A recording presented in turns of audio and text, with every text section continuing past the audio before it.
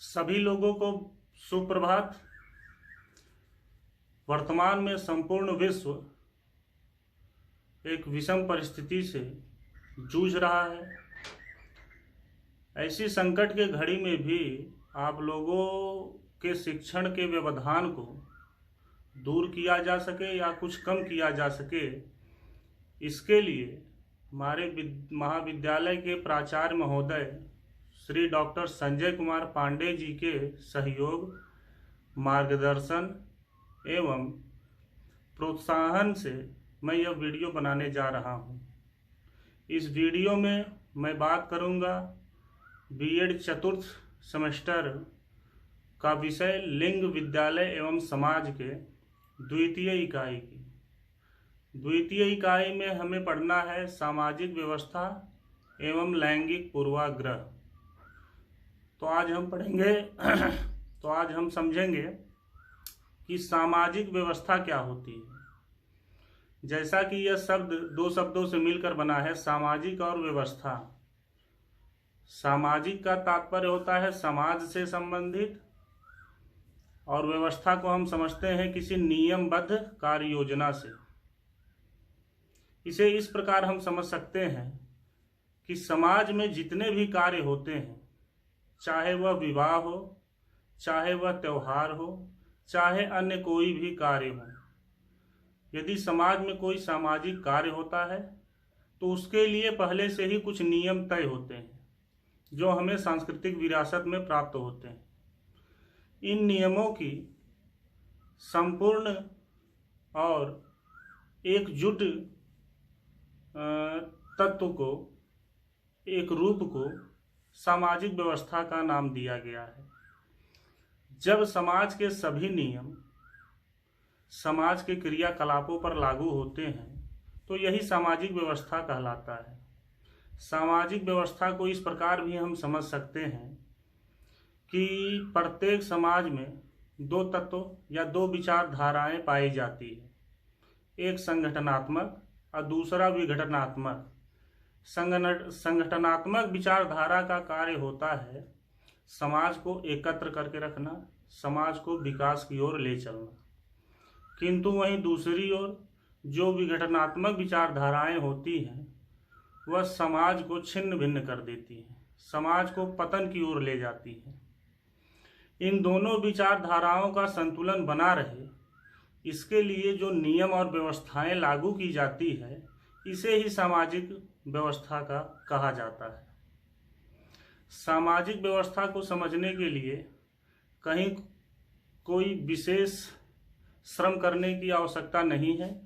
आप अपने गांव में, समाज में भी इसका अवलोकन कर सकते हैं कि समाज में रहने के लिए, खाने के लिए, कोई कार्य करने के लिए कुछ नियम बनाए गए हैं। आप समाज में किसी को मार नहीं सकते, समाज में कुछ सामाजिक विरोधी कार्य नहीं कर सकते हैं। ऐसा करने से आपको समाज के ही तरफ से क्षति उठानी पड़ सकती है। समाज को आगे ले जाने के लिए, समाज को विकसित करने के लिए, समाज में व्यवस्थाएं बनी रहे, व्यवस्थित रूप में रहे, इसके लिए कुछ नियम बनाए जाते हैं। इन्हीं नियमों के संलग्न रूप को सामाजिक व्यवस्था कहा जाता है।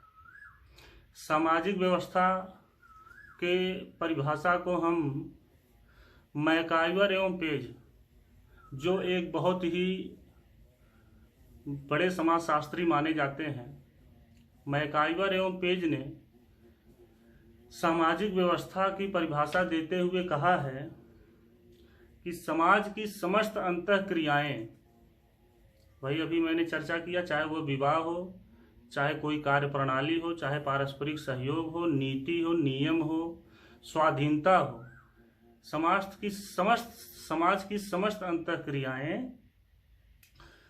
के संपूर्ण एवं क्रियान्वित अवस्था को सामाजिक व्यवस्था की संज्ञा दी गई है। कहने का तात्पर्य है कि समाज में जितने भी कार्य होते हैं, इन क्रियाओं के पीछे एक नीति, एक नियम कार्य करता है। इन नियमों के संपूर्ण रूप को और क्रियान्वित रूप को, मतलब कि ये कार्य करते रहे, अपने कार्य की अवस्था में रहे, क्रियान्वित रूप को सामाजिक व्यवस्था कहा जाता है। सामाजिक व्यवस्था को दो क्षेत्रों में लागू किया जाता है। ये दोनों क्षेत्र ही विशिष्ट माने जाते हैं। इन क्षेत्रों को हम विभाजित करते हैं ग्रामीण क्षेत्र और नगरीय क्षेत्र के रूप में। ग्रामीण क्षेत्र और नगरीय क्षेत्र यही सामाजिक व्यवस्था के दो विशिष्ट क्षेत्र माने जाते हैं, क्योंकि इन व्यवस्थाओं को इन्हीं दोनों क्षेत्रों पर ही लागू किया जा सकता है। तो यहाँ हम चर्चा करेंगे ग्रामीण क्षेत्र और नगरीय क्षेत्र में क्या अंतर है। ये सामान्य सी बात है, आप सभी लोग भली भांति प्रकार से जानते होंगे कि ग्रामीण क्षेत्र और नगरीय क्षेत्र में क्या अंतर है। ग्रामीण क्षेत्र में आप देखेंगे कि यहाँ के लोगों में हम की भावना पाई जाती है। यहाँ के जनसंख्या कम रहता है और यहाँ जनसंख्या में भी एक रूपता होती है। ये हम की भावना, कम जनसंख्या और एक रूपता इसलिए पाई जाती है कि ग्रामीण क्षेत्र के लोग कम गतिशील होते हैं, मतलब कि उनकी आवश्यकताएं एक ही स्थान पर पूरी हो जाती हैं, इसलिए वो ज़्यादा दूर तक नहीं कहीं विचरण करते। इसी के ठीक विपरीत शहरी क्षेत्र में हम की भावनाओं का अभाव पाया जाता है। वहाँ जनसंख्या अधिक होता है और वहाँ की जनसंख्या में भी बहुलता पाई जाती है, क्योंकि वे अधिक गतिशील होते हैं। अपनी आवश्यकताओं को पूर्ति करने के लिए बहुत दूर दूर तक विचरण करते हैं। ग्रामीण और नगरीय पर्यावास में क्षेत्र में कई प्रकार से अंतर आप लोग स्पष्ट कर सकते हैं। आप लोगों के पाठ्य पुस्तकों में भी मिलेगा और सामान्य रूप से भी आप इसे समझ सकते हैं। इसमें आप देखेंगे कि ग्रामीण क्षेत्र का मुख्य व्यवसाय कृषि, पशुपालन यही सब होता है और शहरी क्षेत्र में तकनीकी का अधिक प्रयोग है। मशीनों द्वारा, कल कारखानों द्वारा या व्यवसाय उद्योग किया जाता है। और आगे यदि हम बात करें तो ग्रामीण क्षेत्र में संस्कृति की स्थिरता पाई जाती है। जो हमें सांस्कृतिक विरासत हमें प्राप्त होती है वही हम अपनी अगली पीढ़ी को भी विरासत में देते हैं, बिल्कुल वैसा ही जैसे हमें प्रदान हो किया जाता है। किंतु शहरों में ऐसी व्यवस्थाएं कम पाई जाती है। ठीक है। ग्रामीण क्षेत्र प्रकृति से अधिक घनिष्ठ होता है। वह कृत्रिम पर्यावरण में नहीं रहता है, वह प्रकृति के निकट रहता है। लेकिन शहरी क्षेत्र कृत्रिम पर्यावरण में रहते हैं। प्रकृति से उनके साथ जटिलता होती है। इसे आप समझ सकते हैं कि वहाँ जनसंख्या घनत्व अधिक होने के कारण प्रकृति का ही दोहन किया जाता रहा है। इसके अतिरिक्त हम देखेंगे कि ग्रामीण क्षेत्र में धर्म को अधिक महत्व दिया जाता है विज्ञान की अपेक्षा, और शहरी क्षेत्र में देखेंगे कि विज्ञान को अधिक महत्व दिया जाता है धर्म की अपेक्षा।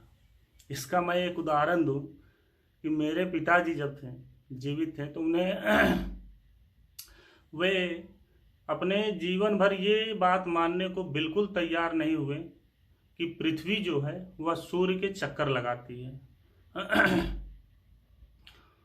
वो सदा यही मानते रहे हैं कि सूर्य जो है पृथ्वी का चक्कर लगाता है। तो ग्रामीण क्षेत्र में ऐसी बातें होती हैं कि विज्ञान को कम महत्व दिया जाता है। इसके आगे हम देखें तो ग्रामीण क्षेत्रों में लैंगिक समानता कम पाई जाती है। कम क्यों पाई जाती है? कुछ प्राचीन कुप्रथाएं हैं जहां आज भी महिलाओं को, लड़कियों को, बालिकाओं को विद्यालय नहीं भेजा जाता है। यदि भेजा भी जाता है तो उन्हें उच्च शिक्षा प्राप्त नहीं करवाने दिया जाता है। महिलाएं यदि विवाहित हैं तो उन्हें घरों से बाहर नहीं निकलने दिया जाता है। इसलिए लैंगिक समानता कम पाई जाती है। इसकी अपेक्षा नगरीय क्षेत्रों में लैंगिक समानता अधिक पाई जाती है, क्योंकि वहाँ पुरुषों के साथ महिलाएं कदम से कदम मिलाकर चल रही हैं और वो भी कार्य करती हैं। वहाँ प्रतिस्पर्धा अधिक है। तो इन बातों से आपको स्पष्ट हो गया होगा कि सामाजिक व्यवस्था क्या है और इसके विशिष्ट क्षेत्रों में क्या अंतर है। कल के वीडियो में हम चर्चा करेंगे लैंगिक पूर्वाग्रह की। आप लोगों से एक यही अनुरोध है कि जब आप इस वीडियो को देखें तो आप लोगों को एक पीडीएफ अवेलेबल करवाई गई है। उस पीडीएफ को कहीं आप अपने कॉपी में नोट कर लें और उस नोट को सामने रख कर ही इस वीडियो को या किसी भी वीडियो को देखा करें। ऐसा कार्य करने का यह मेरा पहला प्रयास रहा है। यदि किसी प्रकार की कमी हो तो आप लोग उसे अवश्य बताइएगा, उसे दूर करने का प्रयास किया जाएगा। यदि कुछ बातें छूट गई हों तो उसे भी बताइएगा, उसे जोड़ने का प्रयास किया जाएगा। ठीक है, धन्यवाद।